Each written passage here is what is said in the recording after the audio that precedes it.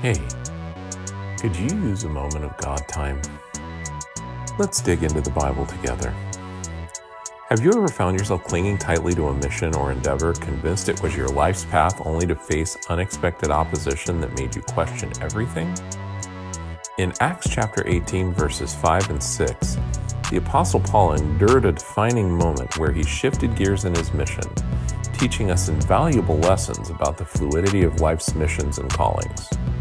Join me as we explore Paul's remarkable journey and discover practical insights to navigate similar moments of uncertainty and redirection in our own lives.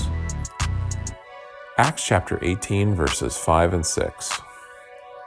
When Silas and Timothy came from Macedonia, Paul devoted himself exclusively to preaching, testifying to the Jews that Jesus was the Messiah.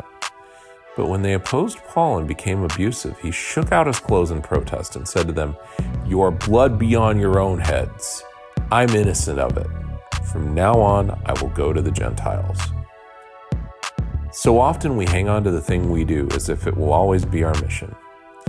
In reality, we often confuse mission and calling. Your calling and your election in Christ never change, but missions change often. And recognizing the signs is crucial to ensure you're on the right path. Paul wasn't looking to change his tactics, but when he encountered such a level of opposition that he had no choice, oftentimes we go through life looking for the next mission or assignment to the point we downplay or neglect the current one. We also need to be mindful that the friction and pain we encounter could be the indication that a different door is opening for us. Finally, we don't close off the possibility of revisiting this.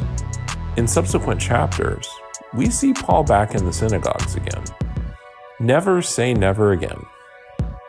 Hold mission in the open hand, but the principle of calling as a constant. To apply this, first, we stay open to signs of our mission shifting. Take time today to think about your current endeavors or missions. Are there signs of friction, resistance, or unexpected challenges? Acknowledge these as potential signals to start reassessing. For example, if you've been pushing a project forward but facing constant obstacles, consider if it might be time to reevaluate the approach or pivot towards a different strategy. Secondly, regularly reassess your missions and calling. Set aside a moment to journal or meditate on the core principles that define your calling or purpose. Then assess if your current actions align with this. For instance, if your calling revolves around helping others but you've been consumed by personal projects, consider recalibrating your focus towards activities that resonate more with your calling.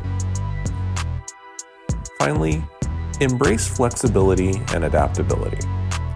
Today, practice flexibility by intentionally stepping out of your comfort zone. Engage in a conversation or activity that you might usually avoid. This exercise in adaptability can cultivate a mindset open to new opportunities and missions.